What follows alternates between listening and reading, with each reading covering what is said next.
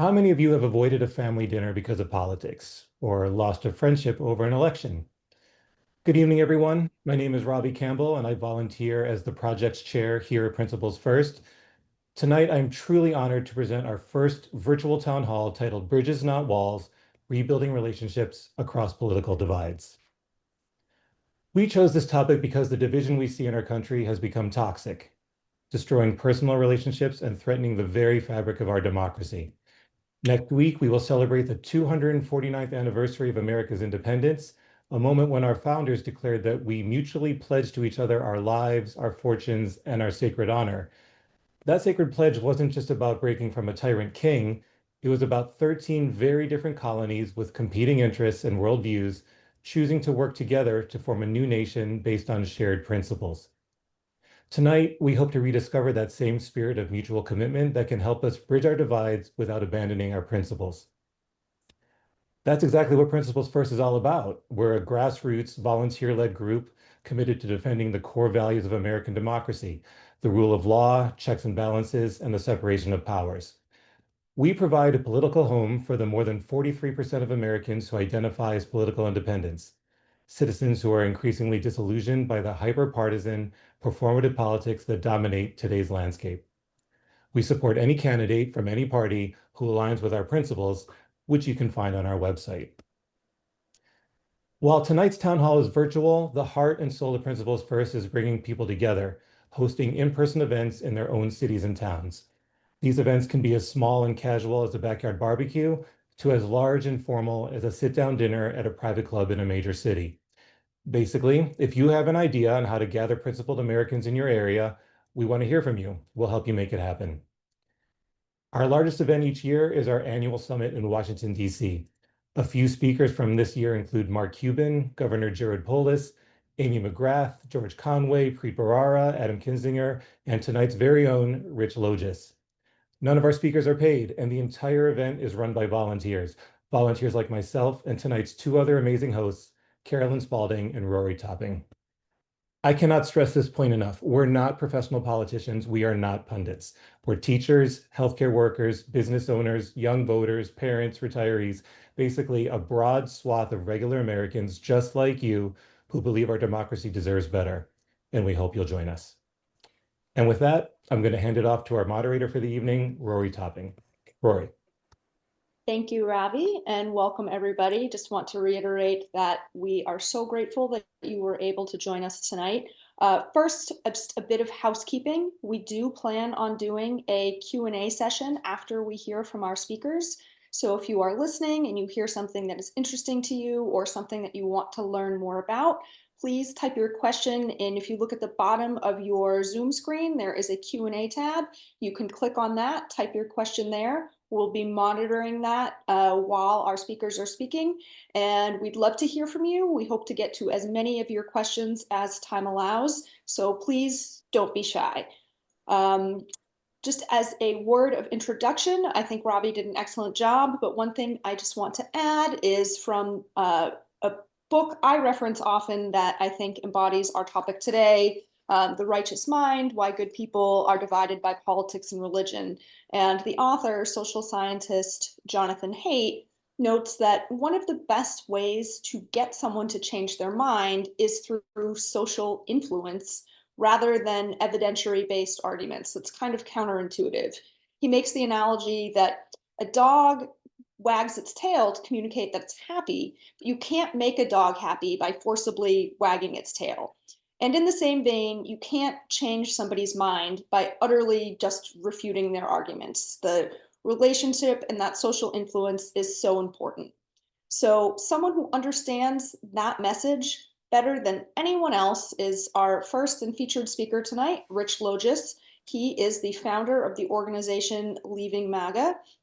And we felt that Rich really truly embodied the very first principle in Principles First Declaration of Principles, which is that integrity, character, and virtue matter. No one embodies it better than Rich. So Rich, we're going to let you take the floor or the screen, as I guess the case may be, and tell us your story. Thank you. Thank you, Rory, and I appreciate everyone tuning in tonight. I want to just at the outset here apologize for helping the president to divide our country. I also want to try to help bring an understanding about what I believe MAGA actually is. MAGA is a community where people who feel unseen and unheard have a place to come together. In 2015, I felt very politically alone, and I gravitated to the MAGA movement because it gave me the camaraderie and the sense of belonging that I had never felt in any kind of political community. And I was not just merely a partisan Trump voter. I worked on the campaign. I was a grassroots volunteer. I helped people get registered to vote. I contributed to part of the call script for the campaign. I recruited people into the movement and persuaded them to support Donald Trump for president. In fact, that was one of my contributions was in our campaign call script. One of the ways that I persuaded people to vote for Trump, as I had said, to make history and elect Donald Trump president. And after the 2016 victory, when we were vindicated and we were validated, I got deeper and deeper into the MAGA community. I became a pundit, a podcaster. I had bylines in places like Fox, The Federalist, WND, amongst other right-wing media that I was also consuming. I was members of I was a member of Trump groups. I was a sponsor of Trump groups. I donated to groups. My entire identity, being in personhood, were completely entangled within the MAGA community. And I like to say that my epiphany upon leaving happened gradually and then suddenly all at once. And there were a variety of factors that led to my own transformation and my road to Damascus moment where the scales fell from my eyes. I knew that the president had been mismanaging the pandemic. I did not support what happened on January 6th. I also did not believe that Donald Trump had won the election. And so, with all of those reasons, those were where some of my doubts started. Where they accelerated was actually not from Donald Trump, but from my governor in Florida here, Ron DeSantis, who in the summer of 2021, when the Delta surge was ravaging the country from COVID, Ron DeSantis platformed COVID anti-vaxxers at his pressers. And after he did that, I made a change in my life that sounds very, very simple, but had a profoundly life-changing and altering effect on me, which is I diversified my news and information sources. And after I did that, I started to delve deeper into other topics such as the insurrection and came to realize that the president did bear some culpability for what happened that day. And I struggled for an entire year with vacillating between back and forth between the summer of 21 and summer of 22, with struggling with my own doubts and questioning my own belief system. Along the way, there was also a moment in early 2022 when the Republican Party deemed January 6th legitimate political discourse. And for me, the final straw was May 24th, 2022, which was the Uvalde, Texas school shooting. And what did that for me, what ultimately led me to leave MAGA after Uvalde is I knew exactly what Donald Trump and the Republicans Party response was going to be, which was to deem acceptable, once again, avoidable death, suffering, and trauma. But after Uvalde, I quietly left MAGA. But there's something that was gnawing at me after I did that because I was so unapologetically public in my support for Trump. I felt that I needed to reciprocate that. And it was on August 30th of 2022, after an entire year of ping-ponging emotionally, personally, and politically with just my thoughts alone and I at night, I decided to write a mea culpa. And in that apology letter, I said that I was sorry that I renounced MAGA and that I wanted to apologize to anyone whom I may have hurt as a result of my words and my deeds and my actions. And I call that date, August 30th of 22, my leaving MAGAversary. So I've got another one coming up very shortly. And the God's honest truth after that mea culpa was published is that I actually never thought that anyone would care that I had left. but I discovered that friends and family who have friends and loved ones in the MAGA community instantaneously started messaging me after I wrote that to tell me about the struggles that they had had and continued to have with their loved ones and close ones in MAGA. And it was in early of 2024 when I founded our organization, Leaving MAGA, and we are a new community. We are a new destination and an exit ramp for those who leave MAGA, for those who have doubts, and for friends and family of those who are still in the thrall of MAGA. And as part of tonight, I just want to thank you, Rory, for saying that about principle number one, integrity, character, and virtue matter. All of the speakers you're going to hear from tonight from Leaving MAGA, they are embodying that as well. They are leading to empower other people to leave. And I just want to make mention for everyone who's with us tonight, and we'll see this recording, that these values that you're going to hear about tonight and these principles are worth fighting for. Principle first, founder Heath Mayo always says that it's about principles and not partisanship and not personality.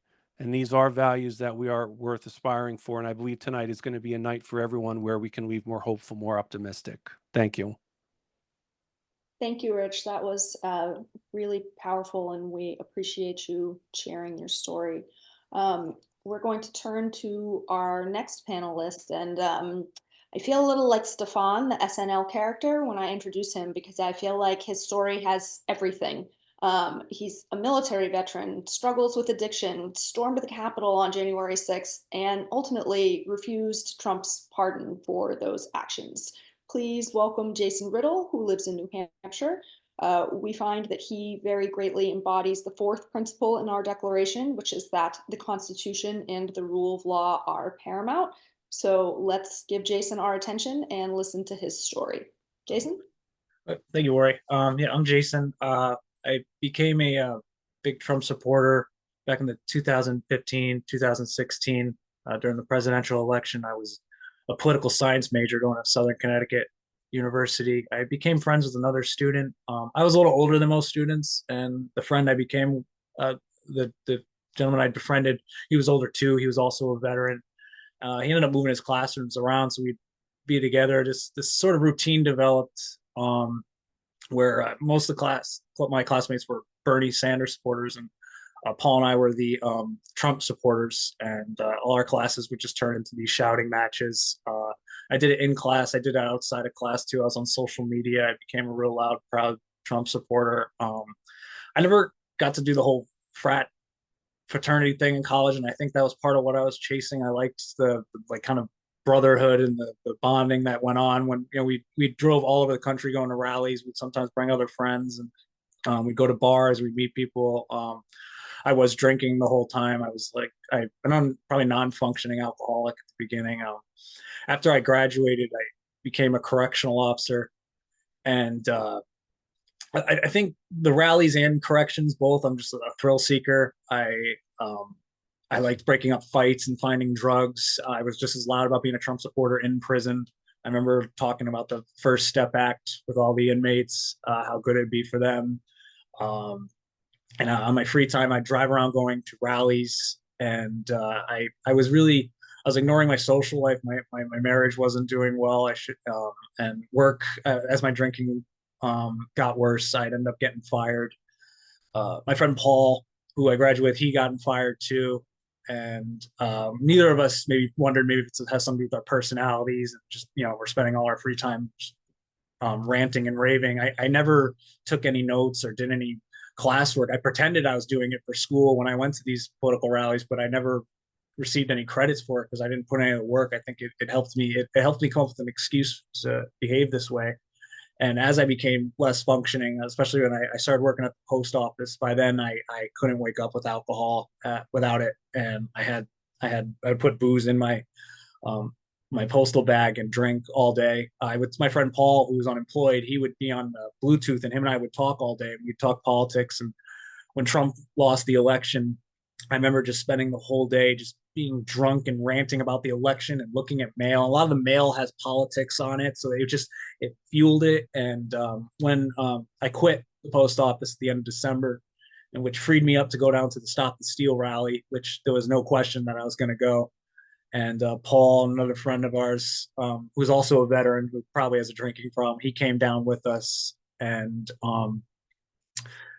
we went down to Stop the Steal ride. By then, too, I had a large social media following, too. I had like 5,000 subscribers. The hero patriot nonsense that they call the Capitol rioters, that actually started on the day of the Capitol riot. All my followers were saying, "Good for you. Thank you for doing that. You know, stop the steal. The steal is real." The Capitol riot, when it was happening around me, didn't seem to phase me.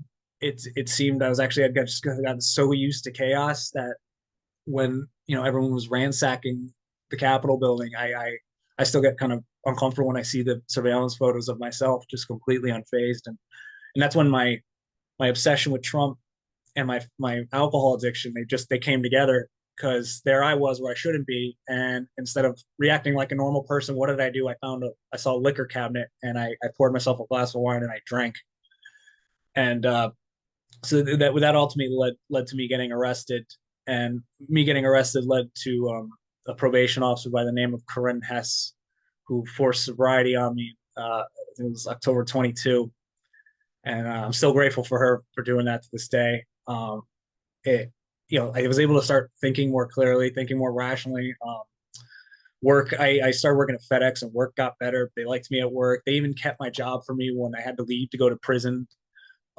Prison, though, didn't help with the obsession. I think I had 11 months sobriety by the time I had to go to prison, and I think I on my own would have. I was on the inside starting to not really agree with everything Trump was saying and doing. But when I got to prison, the first thing a correctional officer said to me was, "Let's go, Brandon." And all the inmates within minutes knew about me, and they treated me kind of like a celebrity. And if I had a choice between, fearing for my safety and getting hurt, or being treated like a celebrity while in prison, I obviously went with the latter.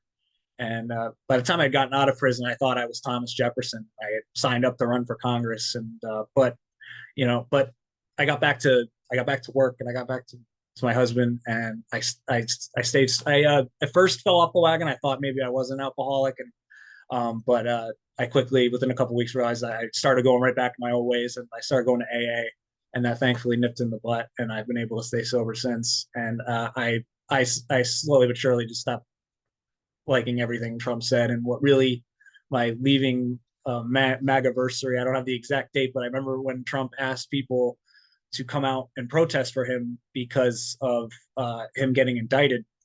And I remember thinking, the obsession in my head at first kicked in. It was like, Trump, how could you do that? Like, Ashley Babbitt got killed. Someone else can get killed. Why would you ask people to come out and protest? And then the rational side of my brain just like, because Trump doesn't care about you. He only cares about himself. You knew that all. I did know that too. And I didn't say it out loud. I guess I was afraid to. But at that point, I was done with MAGA and leaving MAGA. And then the pardon came, and I refused it. And that's how I met Rich of leaving MAGA, and I continue to speak out today because of the things Trump's saying and doing. My experience now has made me look at Trump, the things he says and does, in a very different way. Iran, perfect example. It's someone who's thinking with their gut and acting on emotion and treating a country like a business. It's dangerous. It's what got Ashley Babbitt killed. It's what got Brian Sinek killed. It's going to get more people killed, and that's why I want to voice my discontent in doing so here. And thank you for listening. Thank you, Jason. We appreciate you sharing your story. Going to our next panelist, as anyone who's ever watched the series Ozark knows, there's more that goes on in Arkansas than first meets the eye. Here to tell his personal experiences about growing up there is James Hicks. He now lives in Texas, and he really represents our second principle in our declaration, which is that every person has dignity, quality, and worth. His narrative deals with some uncomfortable topics about race and racism and how that fits into the MAGA movement. It's a really important piece of this story, so we're going to let James take it from here. I was born in a segregated town in Arkansas, Delta, where Blacks were shoved into the crumbling public schools and whites went to the private schools. It was a town with its infrastructure destroyed by white flight. There were maybe 5 white kids in the school I went to from 5th to 10th grade, and less than that at the school before. I was born in a town destroyed by segregation. I wanted more than anything to live a desegregated life. When my family moved to a town in central Arkansas, white conservatives were the first white people I met. They were nothing like the idealized images of white people I'd see on TVs or movies, but I came to believe they were the normal ones because they were the first I met. They were all I knew. I learned American history from Southern conservative schools in their museums. That's where I was taught assimilation and a romanticized history of the Civil War. I didn't feel a part of America, but it was presented to me by these educators that assimilation was part of the contract to gain access to America. This propaganda is what many people of marginalized groups are taught in the South. When a girl I'd regularly meet with in the neighborhood park during high school would tell me she thought Black people were scary and violent, I didn't question her. I questioned us. I accommodated her for years. I internalized. And she wasn't even white. She was a recent immigrant. She wore makeup to lighten her skin because she picked up at that age that she needed whiteness to succeed here. These lies were about what it meant and looks like to be an American, and they festered in my mind. So when Trump came around in 2015, I was a young Black guy in his early 20s who defended white pride, believed Southern propaganda that the Civil War was about states' rights instead of slavery, and I had a Confederate flag wristband. Trump encapsulated everything I knew about white people up until that point. The coarse, crude language with racial undertones he used was how most white people around me talked back then. I was just grateful that he at least made promises of unity while doing it. I believed only he could reach the poor whites in my immediate environment. My life in MAGA was what it had been before, just intensified. Fighting with family and friends, believing our assimilation would bring unity and peace between races. Starting in 2017, I started meeting a lot of white liberals for the first time, and that implanted the idea that white conservatives weren't all there were. And then came George Floyd's death and the George Floyd protests. Innocent Black men were still being killed in gruesome ways. Protesters who didn't sacrifice their Blackness and their truth won concessions from companies and from the media. But my assimilation had accomplished nothing. A white liberal friend had been protesting too, and it showed me that people of color didn't have to assimilate to be supported. And I left MAGA that summer of 2020. I did phone banking to support Democrats in the 2024 election.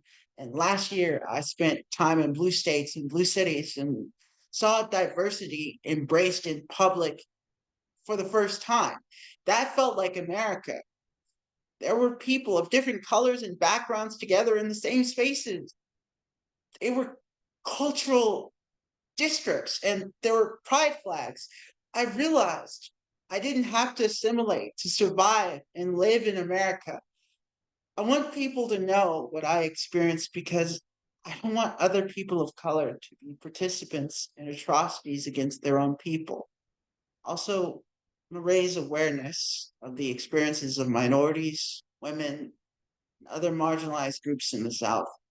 The South has always been the testing ground for the US's authoritarian experiment. You're subjected to separate laws and different rules of survival.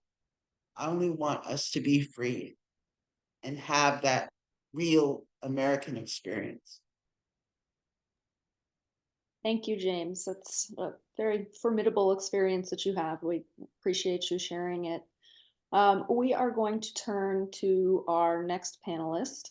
So moving right along, there are people who say sometimes the old adage that youth is wasted on the young, but one person it's not wasted on is our next panelist, who is Steve Vilcek of Illinois, who is wise beyond his years. He really embodies our third principle, which is that truth, honesty, rationality, and facts are non-negotiable. So he's going to share his story about how he came around to realize those things, particularly that last part about facts being non-negotiable.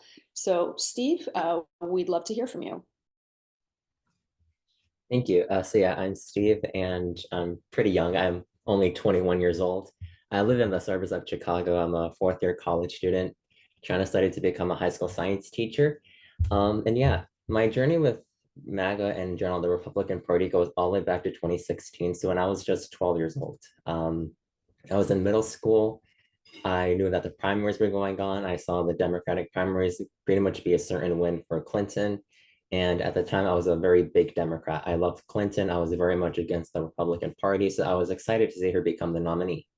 And I switched over to see how the Republican nomination was going. And I saw that it was, at that point, it was Trump, Kasich, and Ted Cruz.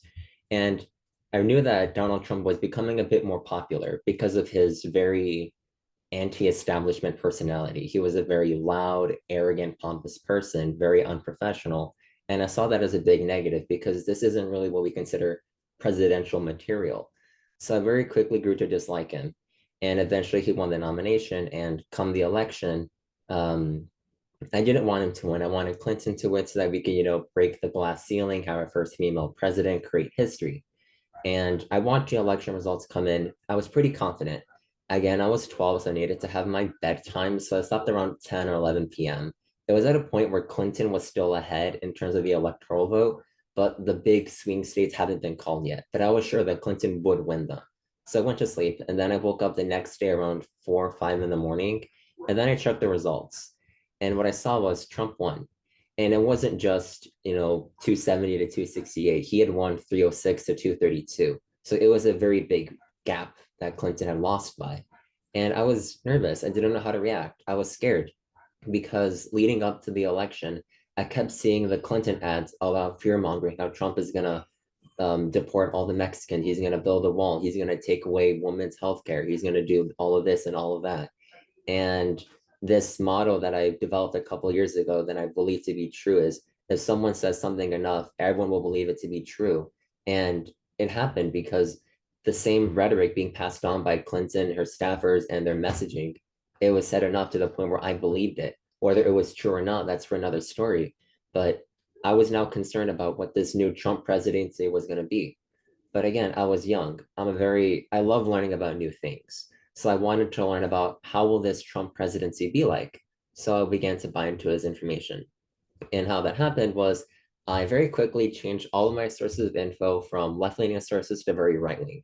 That means going out to Fox, Breitbart, One American News, and ultimately InfoWars. I was a very big Alex Jones person. I supported him almost the whole way. I believed a lot of the conspiracies. I was a big, about COVID. I believe that COVID was not as bad as the people thought, that the Bill Gates vaccine was a big microchip injected to spy on us by the government. I thought that was true. I was a big supporter of the wall, even though both of my parents are Mexican ancestry. I believe that we should have cut Medicare, even though I myself rely on Medicare, my parents rely on Medicare. So very contradictory beliefs that I'm not sure how I made sense in my mind, but I had a lot of mental gymnastics per se to make it make sense. And even though I kept politics in general out of private, if someone asked me anything about politics, I was going to speak my mind. And that meant going very hardcore in how I believe Trump is going to fix all these problems. And ultimately, leading to the 2020 election, again, I couldn't vote. I was only 17, but I was sure Trump was going to win. So I watched the results come in. And again, the results weren't called in the same day or the same night. It took a long time because we were in the middle of a pandemic. And as the results came in, Biden was slowly looking like he was going to win. And I couldn't believe it because everything looked like Trump was going to do great. He was going to win by a lot. The polls were saying Biden was going to do good, but I never trusted the polls. It just seemed like complete media nonsense. So I became an election denier.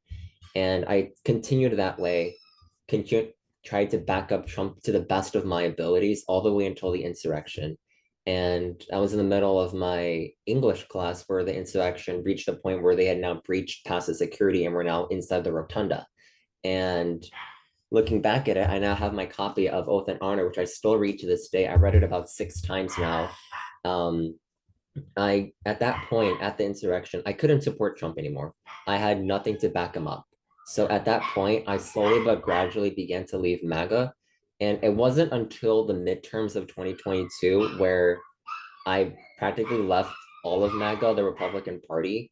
And now I'm doing great. I'm about to finish college, trying to finish my degree in high school science education. I continue to try to stay, where I'm at right now in politics. I'm center left. But honestly, I can't be happier where I'm at right now. I think I've made a lot in progress, even though I am very young. But again, I'm very much willing to learn new things, whether it's politically or about my life. Thank you, Steve. And I loved that you just referenced Oath and Honor there. For anybody that hasn't read the book, in one of the first chapters, it's by Liz Cheney. She makes a reference to when Jim Jordan is trying to recruit her to join the Freedom Caucus. And he basically sounds like he's quoting the movie Mean Girls. He says, it'd be really great if we had a girl. And he's trying to recruit Liz Cheney that way. And in the MAGA movement, same thing. We noticed that there's a lot of men, but there are also women. Our last panelist is one of those women, Stefania Messina, who is from Michigan. And to our panelists, before you all logged on, Rich was kind of pumping us up and playing Lose Yourself by Eminem. And because poor Stefania is from Michigan, I'm going to make that joke and say she didn't lose herself to MAGA, but she came very close to doing so. She's got a really great story about family, church, embodies a lot of the things that we've heard from our other speakers. So let's hear Stefania's story. Hi, and I'll just piggyback on what you mentioned because I happen to also have gone to the same high school as Eminem.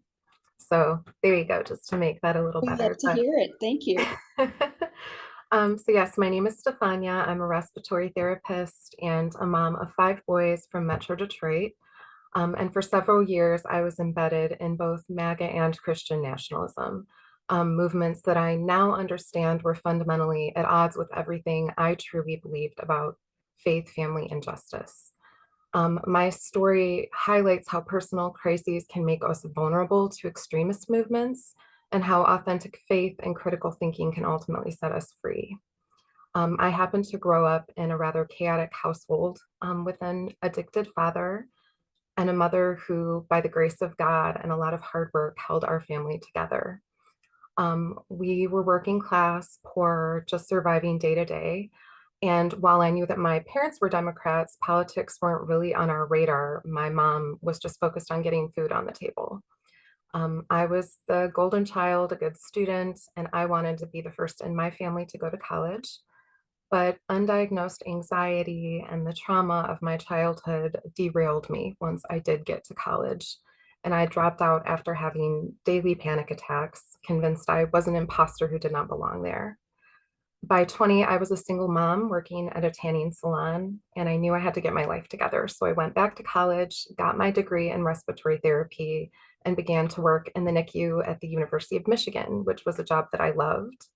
I met my husband, and though I had voted for Obama in 2008, we became kind of politically centrist independent, and we voted for Ron Paul in 2012, feeling kind of betrayed by Obama's continued wars. My husband had friends who served in Afghanistan. But then personal crisis struck. I broke my arm while pregnant with our 3rd child. The pain was horrific. We had a lot of financial issues, lost our house. And that is when I really turned to God and believed I was having a spiritual awakening. And even though I said I never would, we began attending church. And it just so happened that it was a fundamentalist evangelical church where I became convinced that the Bible was inerrant and literal.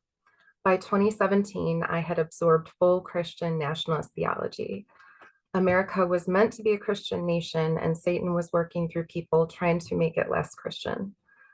We were personally obsessed with overturning Roe v. Wade and ending gay marriage. I believed, and we all believed as the American church, that we wouldn't have God's blessings until we eliminated these things. It didn't matter who the president was, as long as they carried out his agenda.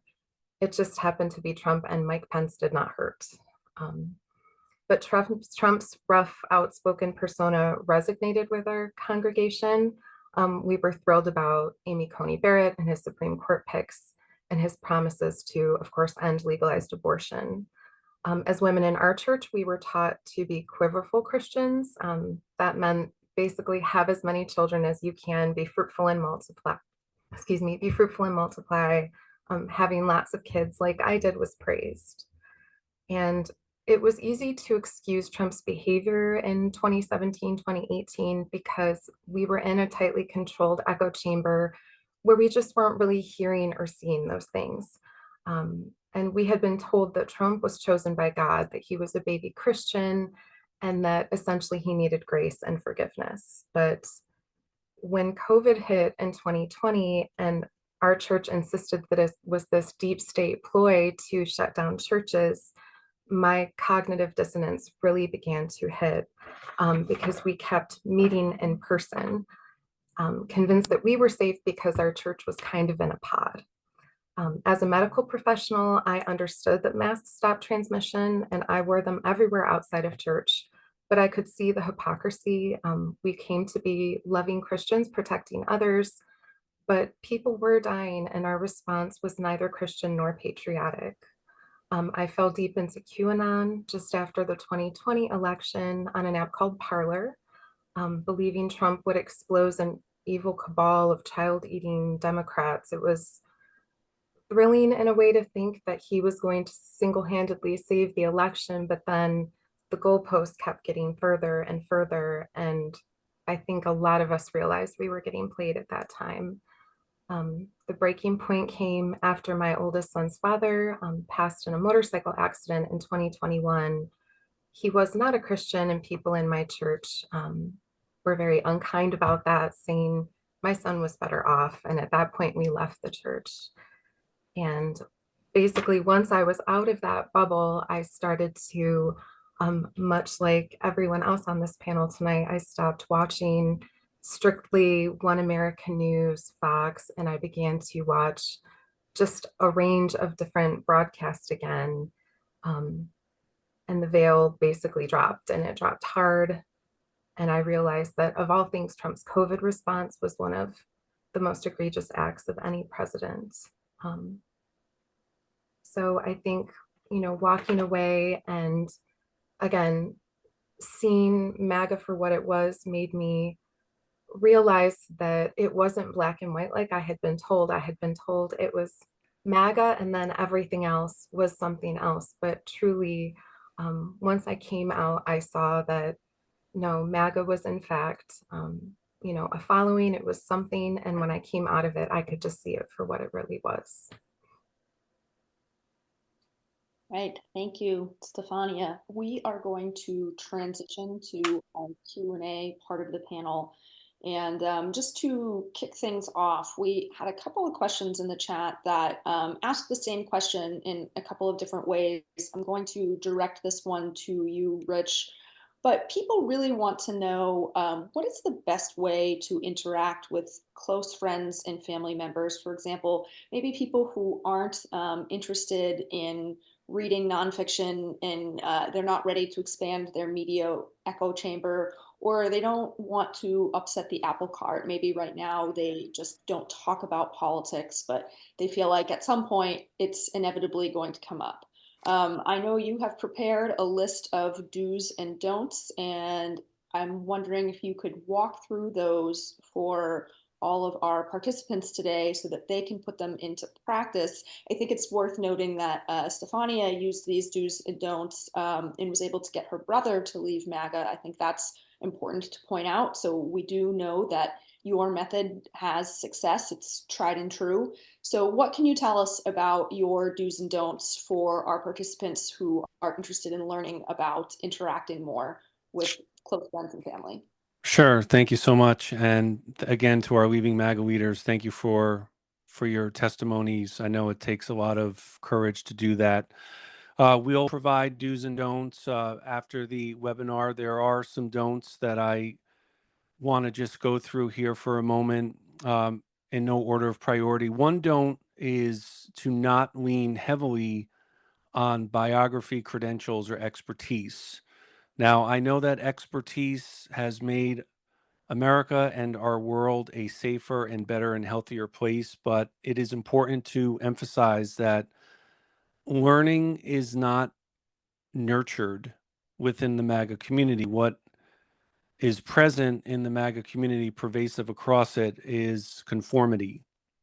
And there is, as a result of some of the anti learning component of being in the MAGA community, expertise and credentials and biography are usually a point where the conversation becomes a non starter. Another don't is not to attack, question intelligence, or impugn integrity. And it's actually very easy to fall into a trap on this one because whenever we might ask our friends and family in MAGA, how could you believe that? That is a veiled way of questioning someone's intelligence, even if that wasn't the actual intent of the person who's asking. So another don't attack, question intelligence, or impugn integrity.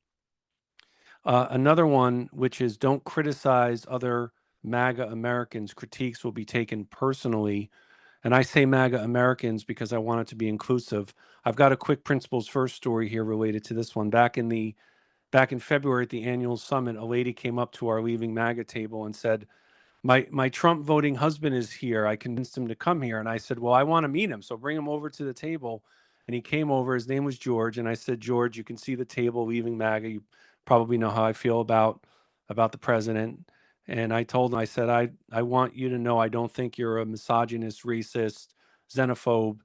And he said, and I don't think you're a pinko communist socialist. So we had a little bit of a chuckle about that. And we talked about our upbringing in New York. But something that he did say to me in the conversation we had is how much he resents any kind of vitriolic rhetoric about other Trump voters because he feels that when it's said about others, it's also said about him. So that's another don't to keep in mind. Don't criticize other MAGA Americans. That people will take them as personal attacks. Another one is not to debate facts and policy. And everybody has done this before. I'm sure if we had a virtual raising of hands, how many of you have tried to debate with facts and policy? Everyone would say that we probably have, but it doesn't work. Our Homo sapiens species does not make decisions on facts and policies. We make decisions based on feelings, perceptions, and emotions. And I think if we remember that in conversation, it will help us to avoid the mistake, I believe, the mistake of debating with facts and policy. And then our last don't is don't try to change the other person's mind or bait them into an argument. One of the reasons that Stefania had such success with her brother is, to quote the book of Romans, she was patient in her affliction, and meaning she took the time necessary not to try to change her brother's mind in a singular conversation or try to bait him into a gotcha argument. She took many conversations for him to eventually leave, and that's a testament to her ability of staying with the process of not trying to change someone's mind by beating them over the head with facts and policy. So I think that I want to credit Stefania and thank her for really exemplifying some of these strategies here. Now for do's, our first do is to search for relatability and try to seek common ground. Something miraculous happens if an anti-Trump person and a pro-Trump person have a long enough conversation. They will discover that there's actually broad agreement on a large swath of issues. Yes, it's true there might be disagreements on how to come to the solutions, but the common ground can be found politically, it can be found personally, it can be found another way. But when it comes to our politics, pro and anti-MAGA people have the same concerns and fears and dreams and aspirations. We want a safe and secure country. We want economic opportunity. We want good schools for our kids. but we can't really find the common ground if we just shut each other down and aren't willing to have those kind of conversations, which admittedly are usually uncomfortable for both people, but it's the discomfort that makes it fulfilling. Another do is to try to understand why someone believes what they believe. Now, in our intense polarization in our country, I think there is a phobia that surrounds this. And that phobia is that a lot of people believe that if they try to understand why someone has a particular belief or opinion, that's the seeking out of understanding must mean that they're accepting it or defending it or agreeing with it. And that is not the case. Trying to understand why someone does think what they think gives an opportunity for us to figure out what some of the source origins are of the information they have. We call it at Leaving MAGA, where did you hear that? And when we have a where did you hear that moment, it gives each other a chance to try to determine where some of those beliefs are coming from. Because as much as we may want to think that we're all autonomous minded and we're not influenced, the fact is all of us are susceptible to being influenced. Another do is to open up a respectful back and forth dialogue. Now, we're a very family friendly organization, as is Principles First, but there are memes that go around, blank around, find out. There's the I told you so's. None of these are going to be helpful, folks. All it's going to do, especially for those who have doubts, is it's going to push people right back toward MAGA if they're and have them dig their heels back in. And on the dialogue part, as a kind of sequel to where did you hear that, it gives people an opportunity to share information that will determine where their information sources are. And one of the ways that I think can be helpful with this do is a bartering system. So in other words, if I am willing to read a story from someone, I want that person to read a story or an article that I share. So it's a way to have a one-to-one exchange to see where everyone is getting their information from. Because for those of you out there who are writing comments and questions and come to us and they say, I don't know, how do I get through? I don't know how to get through the Fox News and the other right-wing media. This is, we found an effective way, which is to have an exchange of stories and articles as long as everyone is willing to do it and they don't feel pressured. And then the last do is to, and this is a key part of Leaving MAGA's work, one of our key parts of our mission statement, ask permission to introduce the possibility of reconciliation. Now, is it okay to avoid politics and discussions that are political? Yes, if someone's, use your discretion, use your best judgment, but we don't want that. Part of our goal tonight in trying to build bridges is I want people to come away from this feeling like they can rejuvenate some of the strained relationships they have. And I know, everyone, that it's a big ask, because for those of you who are hearing this, you might be thinking, well, why do I need to initiate with my MAGA friends and family? I'm not the Trump voter. I'm not the MAGA supporter.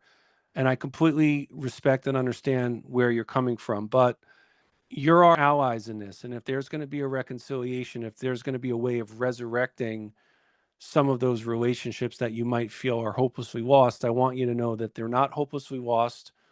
Don't give up on your friends and family. Everyone you're hearing from tonight, their friends and family, just like myself, didn't give up on us. And I'm imploring you not to give up on others. If others are showing the willingness to change and they seek out genuine penitence, we want to give them the grace that they deserve. So I hope that these don'ts and do's, for those of you who can get them after our program, I want to hear from you. I want to know how they're working and feedback. We are navigating this the same as everyone else, and we're learning on the job here still. So hopefully those are helpful. Rory, I'll take it back to you, and thank you for giving me the opportunity to go over those. Thank you. Just one thing I'm going to say is one of the reasons that speaking out is so important is because that it lowers the perceived risk for others who maybe want to speak out, have something to say, but are afraid to do so because they're afraid of losing friends, afraid of losing professional opportunities. Your courage matters, your words matter. Every voice is the key to hearing another. I'm going to hand it off to Carolyn, who has been diligently monitoring our audience Q&As. And so, Carolyn, I'm going to go to you for our questions. Thank you. We have a question for Steve. Steve, do you feel that young men still favor Trump? And if so, how do we meet them where they are? Yes, I do feel that a lot of young men, whether they're my age, slightly older, slightly younger, there is a lot of young Trump supporters, especially at my college, Illinois State. It's a public university, and Charlie Kirk came over in April, and there were a lot of young men that were there, and they were with the 45-47 hat, the Make America Great Again hat. And I saw younger, like children with them, but that's for another topic. But yes, there are a lot of young men that support Trump. A lot of that really comes down to these again younger conservative pundits, Ben Shapiro, Candace Owens, and with the rise of TikTok, Instagram, Snapchat, with these videos of them speaking at these events, whether they're at rallies or whether at college campuses, these messages spread very fast. And given that other male conservative or male a bit outlandish personalities, I want to throw in Andrew Tate as well, because he also has some influence over younger men, particularly those in like young adolescents and again people my age. Those type of personalities, again, not very what a man properly should be, but it's something that people want to hear, but they really shouldn't be hearing, because it's not setting them up to be the person that they really could be. And given that a lot of men now, some of them like to be a bit more dominant over other people, particularly against women, and Trump kind of has that personality. If he wants to have control over everybody, particularly over women, how he handled the rape allegations, how he handled the Access Hollywood comments, that type of thing. Young men will try to stand by that, and they kind of objectify women. And given that Trump and a lot of conservative outlets try to defend that, try to have these traditional Catholic beliefs, young men are like attracted to that. And it's a little bit alarming that it's very popular, but to really understand why they do that, I my the only I can see it right now is try to watch what they see, but again, watch it with the media literacy that you've developed. Because I've developed my own media literacy. I've built lesson plans, future lesson plans into doing media literacy with science articles. So try to see like what they're watching, why they may believe that if a video is talking about women, and these men are believing that women are this and that, try to see in the video why they believe that women are whatever they say. So you have to, I would say, try to understand their perspective, and then with the knowledge that you have and the literacy that you have about that content, try to think about how you can approach this or challenge these ideas. And again, like what Rich says, don't just bombard them and bash them with, again, facts and logic and reasoning that may just be there to insult their intelligence.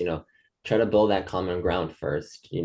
That's the way I kind of talk about when I was in MAGA, my non-MAGA friends, try to build that common ground first before we really kind of get political. So get that report in first. And then once you have that, then you could start building your way to try to understand why they are the way they are. And hopefully trying to get them steering away from these detrimental rhetoric. Thank you. Here's a comment and a question. Kudos to all of you on the panel, and thank you for sharing your experiences with us. I'd like to know who, if anyone, was really able to reach you and help you leave MAGA/Christian nationalism, and how did they do it? What did they say or do that resonated with you? Can I take that one? Yeah. So one of the reasons it is so difficult to leave MAGA is because of how individualized a process it really is. For me personally, there were really two primary reasons why it was so hard to leave. The first was walking away from my MAGA community, my MAGA second family. I'm embarrassed to say it that at times, my MAGA second family took precedence over my own blood family, and I neglected some of my familial duties as a father and as a husband because of the MAGA movement. I did that on my own volition. I'm responsible for doing that, but leaving was one of the reasons it was hard was because of walking away from the community. The other reason is that I had accumulated years and years worth of beliefs that I came to realize painfully, liberatingly were false. So having gone through it mostly on my own, it's why I had the idea, and we founded Leaving MAGA, which was that we could be a place for people who had doubts, who had left, to come and leave one community for another. I will say that after I left, I only told a few people, but after I made the decision to finally leave, I did go to some influential people in my life, and one in particular said to me after I apologized to him, he said, "Rich, apology accepted. I always knew that you'd come back." And I say that because it's just so important for us to remember not to, as I mentioned in the dues, not to give up on others. But once I left MAGA, I found all of the support from people whom I had lost touch with because I knew that they had been blue voters and they were not part of my MAGA family. So it is very much an individual process, but we're all living proof that people can change. Does anybody else want to add to that? Jane? Yeah, when it came to getting out for me, part of the process started in the Hispanic church that I went to.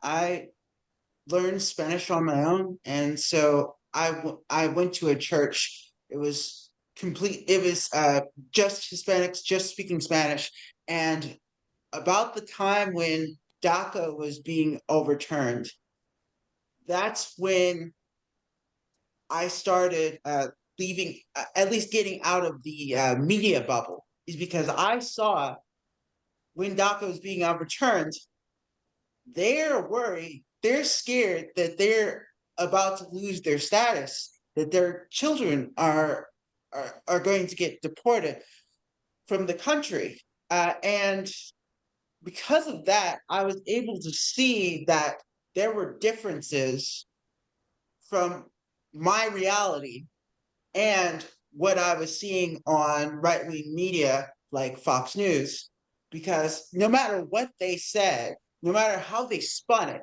I could tell that the people around me were going to get really skewered by this.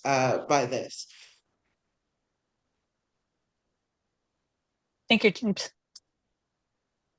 Anyone else? Okay, here's another question and comment. I understand the seeking of affiliation, value, and belonging as being a powerful force in drawing in potential MAGA followers. There are also many who vote for and support Trump because it will make them money with the tax cuts, potentially other business propositions. They are the beneficiaries of the big, beautiful bill. Is there any way in with these people?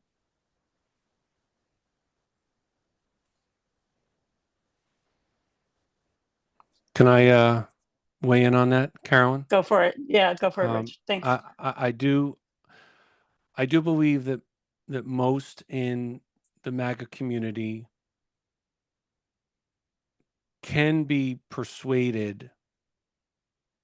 And the reason I think that there is an in is because there's going to be a moment for so many in MAGA where they're going to see someone in their town who's illegally deported, or they're going to see a job cut. They're going to see people they know who are adversely affected. And I think while it's going to require an immense amount of patience on our part, I think there's going to be one job cut, one defiance of a court order, one lie, one perhaps sadly unnecessary death too many, where it's going to start to create doubt. And when doubt starts, we want to all be there to welcome them. That's why I reiterate that point from the dues about avoiding the "I told you so." So yes, I do think that there are ends. Um, again, it's knowing the other person and finding some common ground, but I don't believe that I don't believe that there are so many in the MAGA community who cannot be persuaded. And I think that over time we are going to see more and more who are going to start to say that they don't that something feels off with them about what's happening nationally. I have something to say as well. Um, when it comes to people that are in it for the money, well, there is a way to frame it. Since I recently started a business, and since I've been working with business people in my prior role, I the way I think of it is that, well, what's going to make you more money? What's going to make you more money? Is it going to be trying to get things off of? Is going to try to get things off of government handouts that are temporary? Is it going to be trying to get money off of just poor conservatives? Not really. The way to get the most money and to get the best risk adjusted return is to find those dislocations, those underserved communities, and invest in those. And I think that in a lot of with a lot of these rich, people who are trying to do this for money, is that they don't make that risk analysis. Is that they're not looking at that long term, and they're not seeing that they can actually get a better return by just finding the diversity, equity, inclusion, those things that allow them to do that impact investing and get that return. Typically, the way to get it is in dislocations. James, I think what you're saying is that people who have more money, so the communities that you're referring to, put money back into the economy. They put higher percentages of their income into the economy, as opposed to some of the direct beneficiaries of the big beautiful bill. Did I understand that from you? Yeah, so when it comes to the people who are benefiting from like tax cuts, things like that, there are multiple ways that they can benefit from the economy. The way that they're doing it right now is getting these kind of tax cuts from the big beautiful bill, but they could make way more money just following good business sense and targeting those communities and initiatives that offer the better return. And that's not going to be using the government as the only contractor. Okay, thank you. Question for Stefania, asking if you could go into more detail about your process of reaching out to your brother, and what were your conversations like? Was it that your conversations got your brother to start questioning the MAGA orthodoxy? Yeah, I really like the quote that a person doesn't care what you know until they know how much you care. And I think so much when it comes to these conversations, especially for me, I was seen to have left something that my brother and my mom specifically hadn't left. So I was seen as the one who had kind of done something wrong and needed to, explain themselves. So I felt kind of backed into a corner for a while. And of course, that makes you defensive. So I think what was important for me was really letting my defenses down and realizing that, if we're going to talk politics, I just want to freely share my perspective, and I want you to feel free to share your perspective. But that involved, because again, we're talking about complex family dynamics, you know, between my mom and I, my brother and I.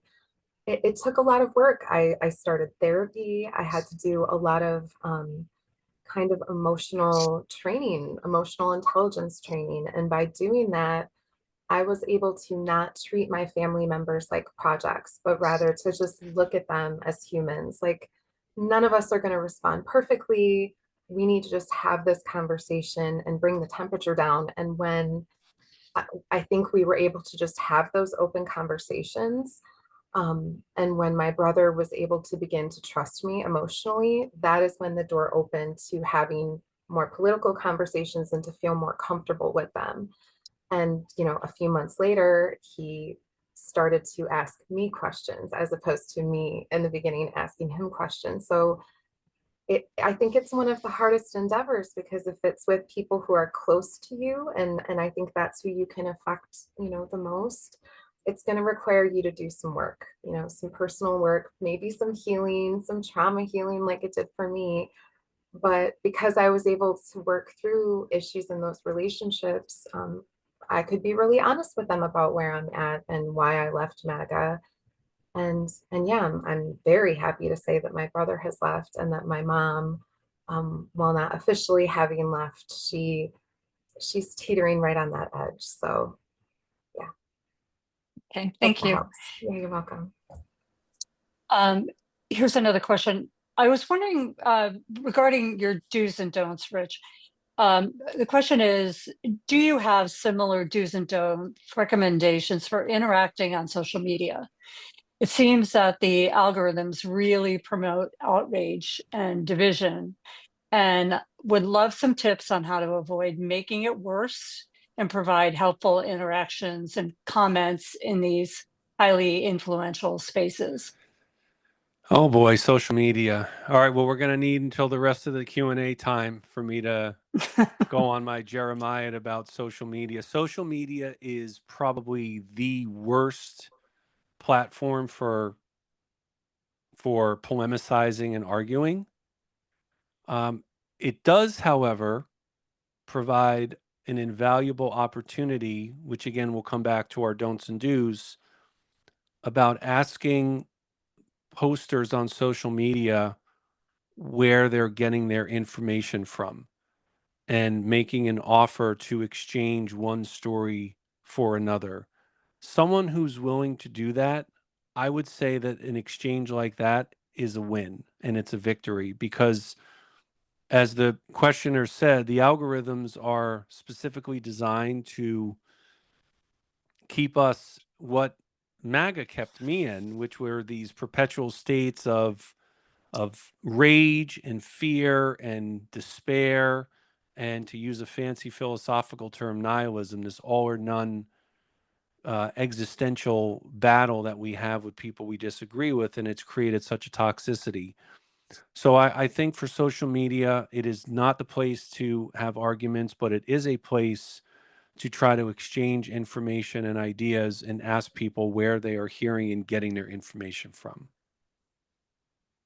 Rich, can I just ask you a quick follow-up question Sure. while we're on the social media topic? There's also been a recent study that shows that partisan politics, in and of itself, gives people the same type of dopamine hit that they get when they get a like or a comment on social media. People are getting dopamine, and both extreme partisanship and social media have been likened to a type of addiction. People get addicted to that. So in some way, you have to incorporate in your approach that this person may literally be addicted. And I know we heard from some of our other panelists who, you know, if they want to chime in, I think we'd love to hear from them.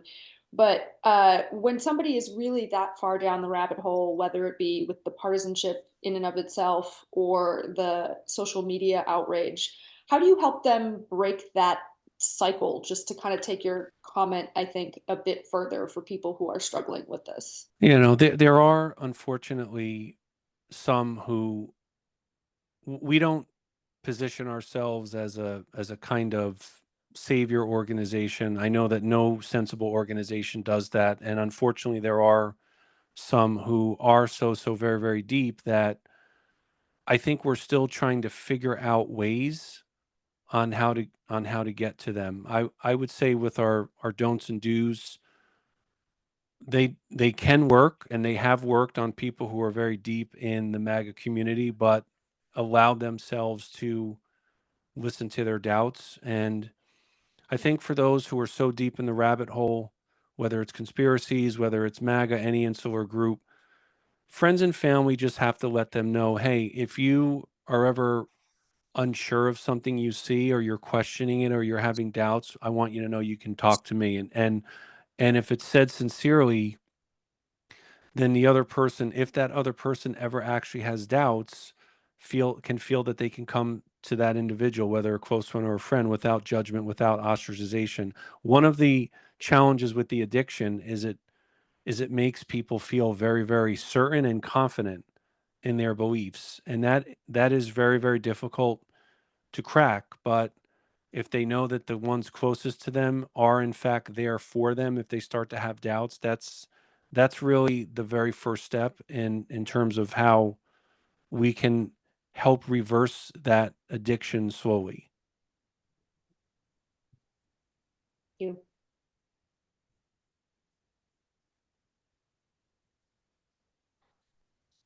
Carolyn, did you want to go? I think, did we have one more question or did we get them all? Yeah. So one question is, how has your health changed? Has it changed as a result of your leaving MAGA? And this is for anybody. Well, I will say specifically that I've lost like 60 pounds. I've had an incredible, I would say, relief of my stress. And I think that that's just attributed to living more authentically, and finding my voice again. I think when your voice is stifled in a group and when you feel like you can't be honest and genuine and authentic, that creates a lot of stress. And especially since speaking out publicly about my story, and with leaving MAGA, that has been an incredible like vehicle for healing. And so I think, yeah, maybe telling my story has definitely helped improve my mental health, and then my physical health as well. Yeah. My Thank you. mental health has gotten a lot better since I left MAGA. When I first got into MAGA, I was in and out of the mental health hospital because I just I couldn't stabilize. And I would tell myself at that time that I was going to try to live just long enough to see Trump become president. I put everything about my survival into that one person. Getting out of MAGA removed all of that from somebody else and back to me. It gave me that control again, over myself, over my life, over my thoughts. Because when I started moving out away from MAGA, I started asking myself, why am I defending this guy so much? Why am I destroying my relationships over this one guy I don't even know? He's somewhere out there, and I'm destroying all of these things for him, for a stranger. And getting out of that, I've been able to just live my own life, be my own person.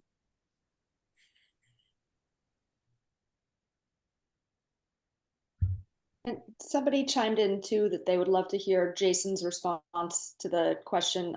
Steve, why don't you go first since you just checked in, and then if we could hear from Jason as well. Yeah, like my mental health, especially a lot, has gotten way better since I left MAGA.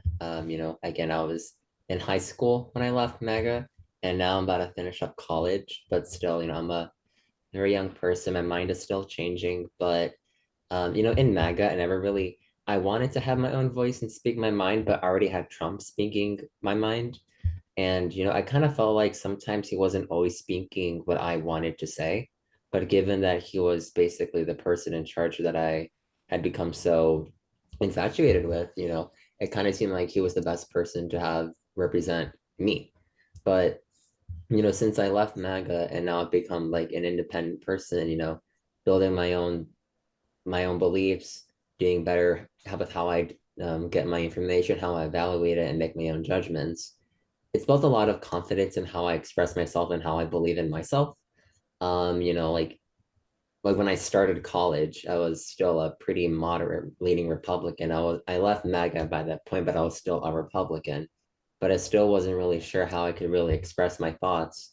And it wasn't until after I transferred to Illinois State where I was surrounded by a larger amount of people with various different beliefs that, I began to really think about how is it that I want to, build my relationship with other people that I've never met before. So like these types of things, it just slowly came in.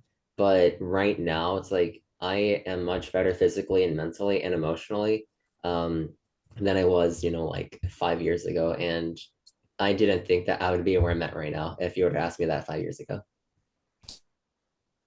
When you asked that question, I decided to bring out my mugshot from the riot, and I think that should speak for itself, how I look. I mean, when you're not waking up blackout drunk every day, you feel a lot better. And yeah, I was in this HBO special right before I went to prison after the riot. And actually, when I first quit drinking, I got real fat. It's like the people I work with watched the videos. They said they didn't even recognize me because yeah, I'm healthier than I've ever been in my entire life, and mentally too. I used to wake up and find out what I said the night before just from the reaction. So I would see everything I put on social media, and I'd have to wake up to react to that in the morning. I would frequently, I'd find out that I had friends or relatives that weren't talking to me, and I didn't even know about it because of something I said or did. And yeah, every morning going to work, I was like having a mild panic attack because I thought I might be fired for whatever I said or did the night before because I didn't really remember what happened the night before. Just the overall lifestyle is much healthier, much happier. Marriage is happier too. My marriage almost fell apart, and we're about to celebrate our 12-year anniversary this August. I'm pretty excited about that. And yeah, no, definitely much healthier. Mind, body, soul. That's awesome. One other question is, as a medical researcher who works with people with disabilities, it has been difficult not to emphasize facts and the impact this administration is having. What are your suggestions in having these discussions without being fact or evidence-based?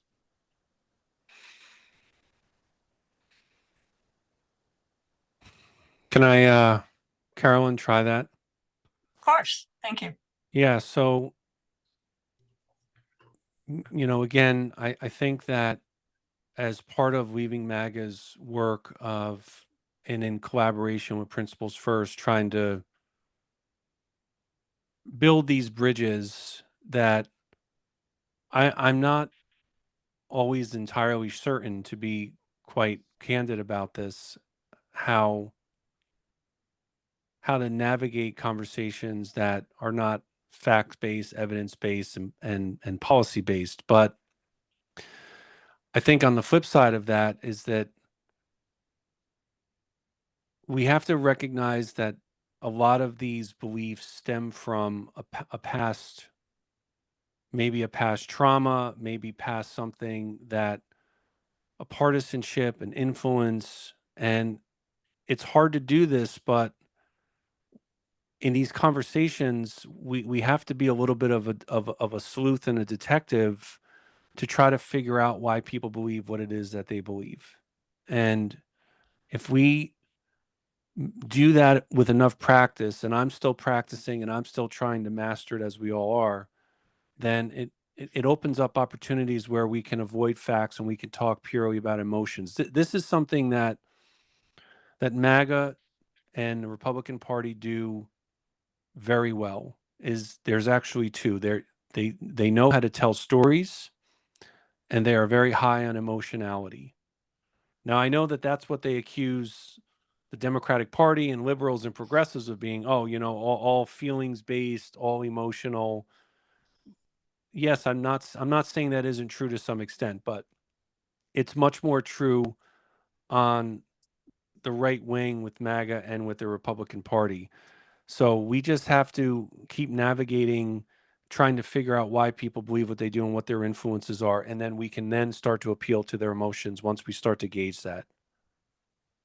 As a disabled person myself, and being on the spectrum, but then also having mood disorders and also ADHD, when people started discussing, well, I'd say mainly my mom, who's a therapist, and also other therapists, what they led with was care. They led with care, and my dad, he mostly made it about the administration. And I think that shows like the differences of how it works. My dad would say, hey, James, you rely on Medicare to live.